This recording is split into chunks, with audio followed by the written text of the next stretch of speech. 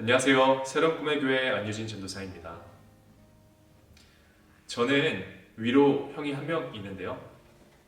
굉장히 친합니다. 많은 것을 공유하고 서로 도와주고 그리고 제가 참 많이 의지합니다. 저에게 가족의 소중함을 알려준 사람인데요. 형에 대한 이야기가 만약 여기서 이렇게 끝났다면 정말 너무 훈훈하고 아름다운 가족 이야기가 되었을 텐데 이것은 현재의 이야기입니다. 과거에는 참 많이 달랐습니다. 저랑 저 형이 진짜 많이 싸웠거든요. 아니 사실 제가 참 많이 맞았던 것 같아요. 형제를 자녀로 둔 부모님이나 혹은 형제가 있으신 분들은 공감이 되실 것 같습니다. 주먹 다짐 참 많이 했습니다. 그런데 저는 이제 형과 2살 차이의 터울이 있는데요. 제가 아무리 애써봤자 형을 이기는 것은 하늘의 별 따기였습니다. 왜냐하면 체급 차이가 비교가 안 됐거든요. 하지만 저에게는 형에게 없는 한 가지가 있었습니다. 바로 지면 안 된다는 경쟁심과 자존심이 있었습니다. 조금 고급스러운 말로 표현하면 깡따구가 있었습니다. 그래서 저는 형이 꼭 저를 한 번 때리면 저는 3대를 맞든 2대를 맞든 마지막에 한 대는 꼭 때렸습니다. 5대를 맞아도 울면서 마지막에 꼭 한 대를 쳤던 것 같아요. 물론 거기서 제가 그냥 가만히 있었다면 더 이상 잔인한 폭력의 현장은 일어나지 않았겠지만 어린 시절에 저는 꼭 받은 것을 그대로 돌려줘야 했습니다. 저에게는 레위기에 나오는 그냥 눈에는 눈, 이에는 이로 갚으라는 그 말을 순종하는 착한 어린이였던 것 같아요. 그런데 오늘 본문을 보니까 이런 어릴 때 저의 모습을 부끄럽게 만드는 한 사람의 행동이 기록되어 있습니다. 다윗은 어제 나눴던 말씀처럼 사울을 죽일 저루의 기회를 잡았습니다. 여태까지 억울하게 당했던 것을 생각하면 아주 손쉽게 그리고 당연하게 사울을 처리할 수 있었습니다.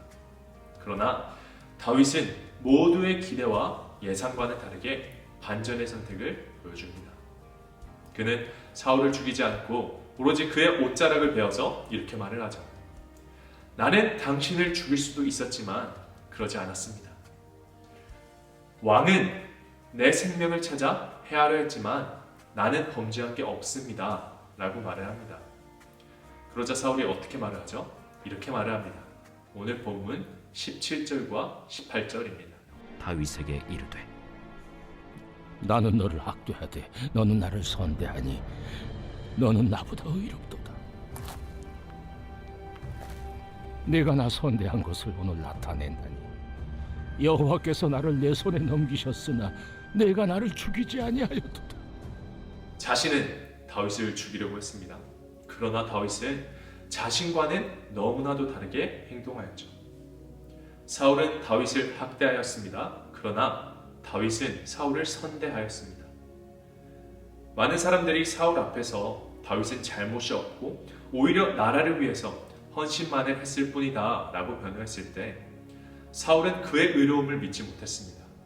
그러나 다윗의 선대로 인하여 자신의 목숨을 부지할 수 있었던 사울은 그 순간 깨닫게 되죠. 다윗이야말로 정녕 의로운 자구나.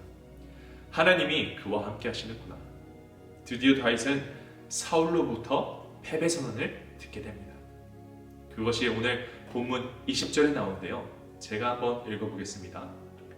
보라, 나는 내가 반드시 왕이 될 것을 알고 이스라엘 나라가 내 손에 견고히 설 것을 아노니. 그렇게 다윗은 사울에게 이스라엘의 왕으로 인정을 받게 됩니다.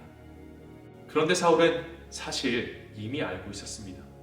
하나님이 다윗을 왕으로 세울 것이라는 것을 알고 있었지만 자신의 왕위와 자신의 권력을 위하여 그것을 부정하였던 것이죠. 하나님의 뜻이 이미 세워졌지만 사울은 그것을 따르려고 하지 않았습니다. 하나님의 손에 붙들린 다윗을 대적하고 죽이려고만 했습니다. 저희가 알다시피 하나님의 뜻이 없었던 사울의 인생은 결국에는 패배하게 되죠. 자신이 원하던 그토록 지키고 싶어 했던 자신의 왕위와 함께 죽음을 맞이하게 됩니다.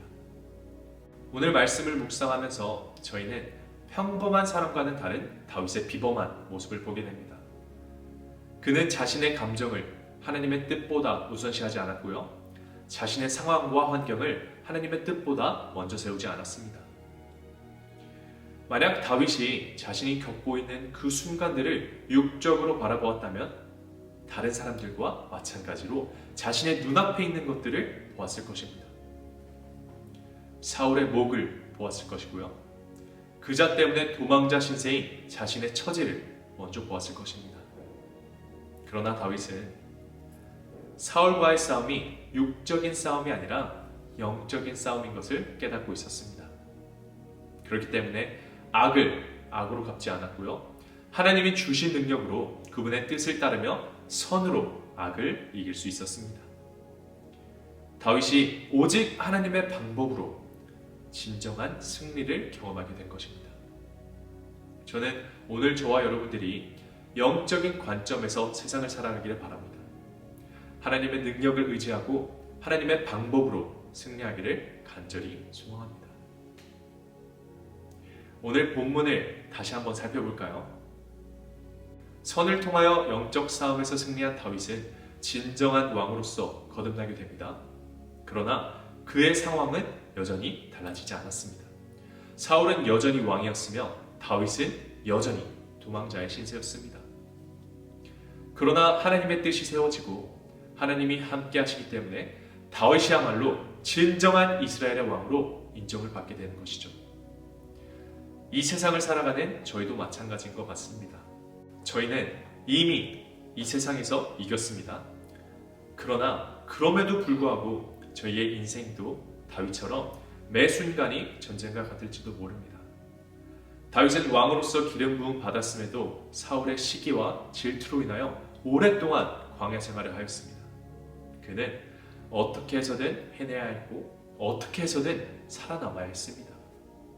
그러나 다윗은 지금 자신이 겪고 있는 이 싸움이 육적인 싸움이 아니라 영적인 싸움인 것을 잘 알고 있었습니다.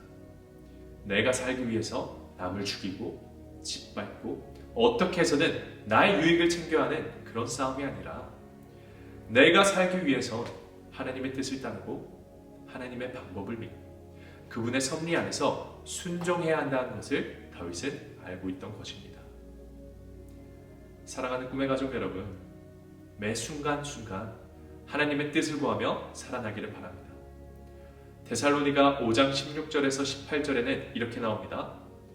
항상 기뻐하라, 쉬지 말고 기도하라, 범사에 감사하라. 이것이 그리스도 예수 안에서 너희를 향하신 하나님의 뜻이니라. 아멘. 살아가는 매 순간이 광야에 있는 것 같으십니까? 기뻐하세요. 하나님께서 축복의 길로 이끄시는 과정이 있으십니다. 도저히 내 상황과 환경이 나아질 것 같지 않으세요? 감사하시길 바랍니다. 오직 하나님만 의지할 수 있는 시간입니다. 사업, 가정, 자녀와의 관계가 인생의 계획이 내 마음대로 되지 않으세요? 잠시 쉬어서 기도해야 하는 시간입니다. 하나님이 여러분을 부르고 계십니다. 저는 오늘 우리 꿈의 가족분들도 다윗처럼 어느 순간에서도 오직 하나님의 뜻만을 따르며 하나님의 방법으로 세상에서 승리하기를 간절히 소망합니다. 저희 같이 기도하겠습니다. 살아계신 하나님 아버지, 참 감사합니다. 오늘도 저희를 인도하여 주시고 이끌어 주시는 주님의 뜻에 순종하오니 저희와 함께하여 주시옵소서. 인생의 위기 가운데 나의 상황과 환경 그리고 내가 겪는 감정들에 지배당하지 않고 오로지 하나님이 주시는 기쁨과 감사로 살아갈 수 있게 하옵소서. 악을 악으로 이기는 것이 아니라 선으로 이겨 이 세상을 살아가겠습니다. 어느 순간에서도 오직 하나님의 뜻만을 따르며 하나님의 방법만 의지하며 나아가겠습니다. 감사드리며 이 모든 말씀 살아계신 예수 그리스도의 이름으로 기도드립니다. 뜻하신 그곳에 나 있기 원합니다. 이끄시는 대로 순종하며 살리니 연약한 내 영혼 통하여